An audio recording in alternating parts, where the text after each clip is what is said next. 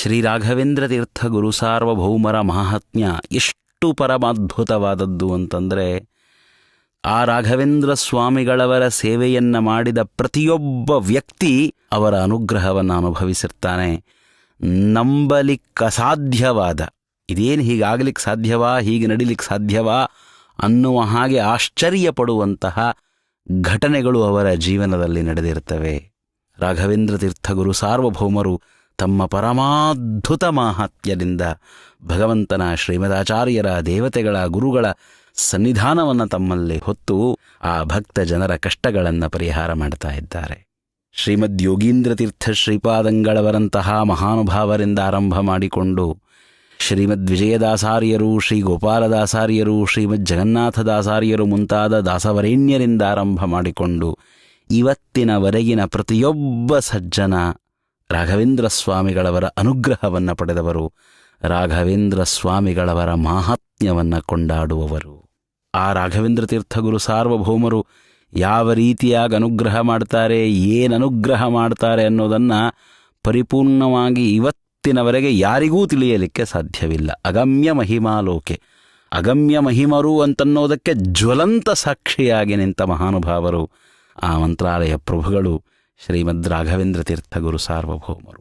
ಅವರ ಹೆಸರನ್ನು ಸ್ಮರಿಸೋದರಿಂದ, ಅವರ ವೃಂದಾವನವನ್ನು ಸ್ಮರಿಸೋದರಿಂದ, ಅವರ ವೃಂದಾವನಕ್ಕೆ ಪ್ರದಕ್ಷಿಣೆ ಬಂದಿರುವುದರಿಂದ, ಅವರ ಗ್ರಂಥಗಳನ್ನಿಟ್ಟು ಪ್ರದಕ್ಷಿಣೆ ಬರುವುದರಿಂದ, ಕಡೆಗೆ ಅವರ ಒಂದು ಚಿತ್ರವನ್ನಿಟ್ಟು ಅವರ ಸ್ಮರಣೆ ಮಾಡಿ ನಮಸ್ಕಾರ ಮಾಡುವುದರಿಂದ ಸಾವಿರ ಸಾವಿರ ರೀತಿಯ ಕಷ್ಟಗಳನ್ನು ಪರಿಹಾರ ಮಾಡಿಕೊಂಡ ಜನರಿದ್ದಾರೆ. ಸಾವಿರ ರೀತಿಯ ಕಷ್ಟಗಳು, ರೋಗಗಳನ್ನು ಪರಿಹಾರ ಮಾಡಿಕೊಂಡವರಿದ್ದಾರೆ, ಸಾಲಗಳನ್ನು ಪರಿಹಾರ ಮಾಡಿಕೊಂಡವರಿದ್ದಾರೆ, ಜೀವನದಲ್ಲಿ ಉನ್ನತಿಗೇರಿದವರಿದ್ದಾರೆ.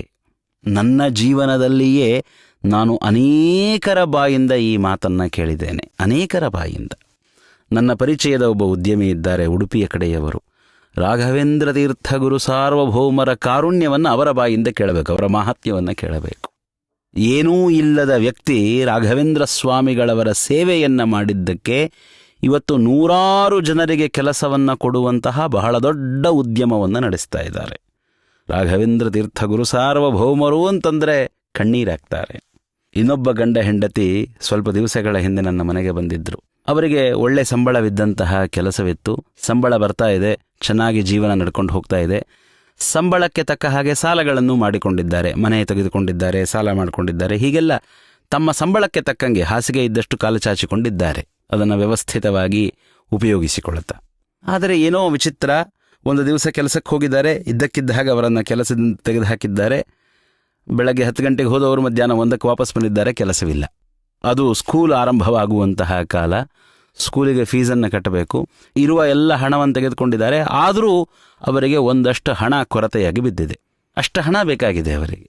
ಅವರಲ್ಲಿ ಗಂಡ ಮಾಧ್ವರು, ಹೆಂಡತಿ ಸ್ಮಾರ್ತ ಹೆಣ್ಮಗಳು. ಆ ಹೆಣ್ಣುಮಗಳ ಬಾಯಲ್ಲಿ ರಾಯರ ಮಹಾತ್ಮ್ಯವನ್ನು ಕೇಳಬೇಕು. ಆ ಗಂಡ ಹೆಂಡತಿ ರಾಯರ ಫೋಟೋ ಇಟ್ಟು ನಮಸ್ಕಾರ ಮಾಡಿದ್ದಾರೆ. ಆಶ್ಚರ್ಯವಾಗುತ್ತೆ, ರೋಮಾಂಚನವಾಗುತ್ತೆ ಕೇಳಲಿಕ್ಕೆ. ಇವರಿಗೆಷ್ಟು ಹಣ ಬೇಕಾಗಿತ್ತೋ ಅಷ್ಟು ಹಣ ಅವರ ಬ್ಯಾಂಕಿನ ಅಕೌಂಟಿಗೆ ಡೆಪಾಸಿಟ್ ಆಗಿದೆ. ಈ ಘಟನೆ ನಡೆದು ಸುಮಾರು 3.5 ವರ್ಷ ಆಗಿದೆ. ಮೊನ್ನೆ 1-2 ತಿಂಗಳ ಹಿಂದೆ ನನ್ನ ಮನೆಗೆ ಬಂದಿದ್ದರವರು. ಇವತ್ತಿನವರೆಗೆ ಆ ಹಣ ಹಾಕಿದವರು ಯಾರು, ಬಂದು ಕ್ಯಾಶ್ ಡೆಪಾಸಿಟ್ ಮಾಡಿದವರು ಯಾರೂ ಗೊತ್ತಾಗಿಲ್ಲ, ಯಾರೂ ಕ್ಲೇಮ್ ಮಾಡಿಲ್ಲ. ಅವರು ಆ ಅಕೌಂಟನ್ನು ಇನ್ನೂ ಹಾಗೆ ಇಟ್ಕೊಂಡು ಕೂತಿದ್ದಾರೆ. ಯಾರಾದರೂ ಬರಬಹುದು, ಆ ಹಣವನ್ನು ಕ್ಲೇಮ್ ಮಾಡಬಹುದು, ನಾವು ಹಿಂತಿರುಗಿ ಕೊಡೋಣ ಅಂತ ಹೇಳಿ. ಇವತ್ತಿನವರೆಗೆ ಯಾರೂ ಆ ಹಣವನ್ನು ಕ್ಲೇಮ್ ಮಾಡಿಲ್ಲ. ಇದು ನಮ್ಮದು, ನಾವು ಹಾಕಿದ್ದು, ತಪ್ಪಾಗಿ ಹಾಕಿದ್ದೀವಿ, ಕೊಡಿ ಅಂತ. ಇವರಿಗೆ ಯಾರೂ ಹಣ ಹಾಕಬೇಕಾಗಿಲ್ಲ, ಯಾರನ್ನೂ ಇವರು ಕೇಳಿಲ್ಲ. ಕೇಳಿದ್ದು ರಾಘವೇಂದ್ರ ಸ್ವಾಮಿಗಳವರನ್ನು. ಬ್ಯಾಂಕಿನಲ್ಲಿ ಹಣ ಡೆಪಾಸಿಟ್ ಆಗಿದೆ, ಯಾರು ಹಾಕಿದ್ದಾರೆ ಗೊತ್ತಿಲ್ಲ. ಇವರಿಗೆಷ್ಟು ಹಣ ಬೇಕೋ ಅಷ್ಟು ಮಾತ್ರ ಡೆಪಾಸಿಟ್ ಆಗಿದೆ. ಅಷ್ಟೇ ಅಲ್ಲ, ಇದಾದ ಸ್ವಲ್ಪೇ ದಿವಸಗಳಿಗೆ ಇವರಿಗೆ ಮೊದಲಿಗೆ ಯಾವ ರೀತಿಯಾದ ಕೆಲಸ ಇತ್ತೋ ಅದೇ ತರಹದ ಕೆಲಸ ಸಿಕ್ಕಿದೆ. ಸಂತೋಷವಾಗಿ ಬದುಕ್ತಾ ಇದ್ದಾರೆ. ಏನು ಪವಾಡ ಅಲ್ಲದೆ ಏನಿದು, ಪವಾಡ ಅಲ್ಲದೆ ಏನಿದು. ಇದು ಯಾರೋ ಬಂದು ರಾಯರ ಮಹಾತ್ಮ್ಯವನ್ನು ಹೇಳಬೇಕು, ಮತ್ತೊಂದು ಮಾಡಬೇಕು ಅನ್ನೋದಕ್ಕಾಗಿ ಹೇಳಿಕೊಂಡ ಘಟನೆಯಲ್ಲ, ಸಭೆ ಸಮಾರಂಭಗಳಲ್ಲಿ ಹೇಳಿಕೊಂಡ ಘಟನೆಯಲ್ಲ. ಆ ಜನ ಆ ಮಾಹಾತ್ಮ್ಯವನ್ನು ಹೇಳಬೇಕಾದ್ರೆ ಕಣ್ಣೀರಾಗಿ ಹೇಳೋದನ್ನು ಕೇಳಿದೆ ನಾನು. ಏನು ರಾಯರ ಮಹಾತ್ಮ್ಯ, ಏನು ರಾಯರ ಮಹಾತ್ಮ್ಯ. ಅಗಮ್ಯ ಮಹಿಮಾಲೋಕೆ, ಅಗಮ್ಯ ಮಹಿಮಾಲೋಕೆ.